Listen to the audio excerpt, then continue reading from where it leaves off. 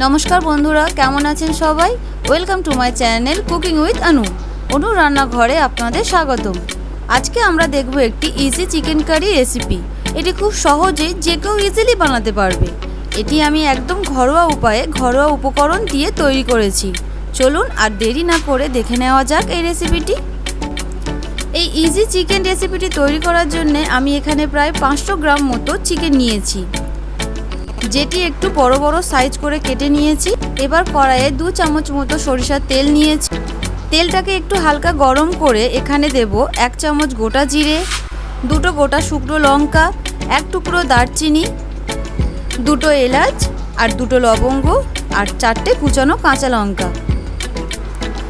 এই গোটা গরম মশলা থেকে একটা ভাজা ভাজা গন্ধ ছাড়লে এখন এখানে অ্যাড করে দেব 2টো মিডিয়াম সাইজের কুচানো পেঁয়াজ।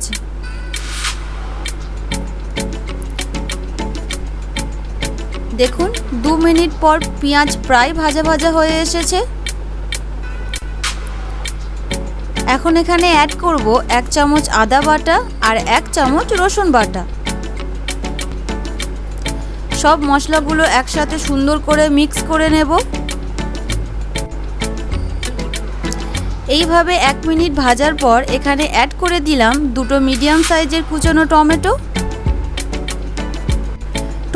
আর সাথে বাকি মশলাগুলো একটু ভাজা ভাজা হয়ে গেলে এখন অ্যাড করব পরিমাণ মতো নুন, 1 চামচ হলুদ গুঁড়ো, হাফ চামচ লঙ্কা গুঁড়ো, 1 চামচ কাশ্মীরি লঙ্কার গুঁড়ো ফর কালার, 1 চামচ জিরা গুঁড়ো, 1 চামচ ধনিয়া গুঁড়ো।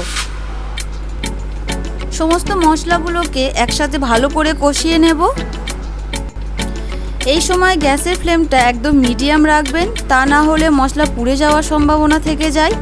আমার যেহেতু কড়াইয়ে মশলাটা ধরে যাচ্ছিল তাই একটু জল অ্যাড করলাম, আপনারা চাইলে এটি স্কিপ করতে পারেন। এখন দেখুন মশলাটা কত সুন্দরভাবে কষানো হয়ে এসেছে। যখন মশলা থেকে তেল আলাদা হয়ে যাবে তখন বুঝবেন মশলাটা খুব ভালোভাবে কষানো হয়েছে। এখন এখানে অ্যাড করে দেব আগে থেকে কেটে রাখা চিকেনগুলো। মাংসটা কড়াইয়ে দেওয়ার সাথে সাথে গ্যাসের ফ্লেমটা হাই করে দেবেন আর ঠিক 2 মিনিট পর ফ্লেমটা মিডিয়াম করে দেবেন। পুরো রান্নাটা কিন্তু মিডিয়াম ফ্লেমেই হবে। মাংসটা মশলার সাথে মিক্স করে নিলাম আর অল্প একটু জল দিলাম যাতে কড়াইয়ে ধরে না যায়। এইভাবে মাংসটা প্রায় 15 মিনিট মিডিয়াম ফ্লেমে ঢাকা দিয়ে কষিয়ে নেব। এখন মাংসটা প্রায় 80% বয়েল হয়ে এসেছে।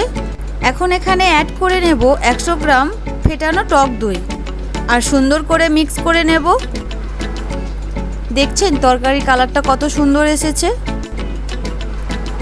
এখন এটি ঢাকা দিয়ে আরও 5 মিনিট মিডিয়াম ফ্লেমে রান্না করে নেব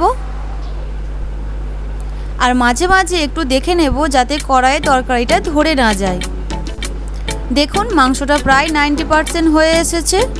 এখন এখানে অ্যাড করে দিলাম রোস্টেড কাস্তুরি মেথি। এটি মাংসের সাথে মিক্স করে নেব। আরও 5 মিনিট রান্না করে নেব।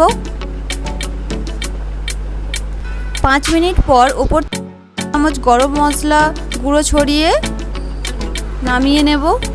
Now is ready to serve. এটি ভাত, রুটি, পরোটা উভয়ের সাথেই খেতে খুবই ভালো লাগে। আপনারা বাড়িতে এটি একবার ট্রাই করতে পারেন। এই ইজি চিকেন রেসিপিটি আপনাদের কেমন লাগলো অবশ্যই কমেন্টে জানাবেন। যদি ভিডিওটি ভালো লেগে থাকে ভিডিওটিকে লাইক এবং চ্যানেলটিকে সাবস্ক্রাইব করতে অবশ্যই ভুলবেন না। দেখা হচ্ছে আপনাদের সাথে নতুন কোনো রেসিপি নিয়ে। ধন্যবাদ।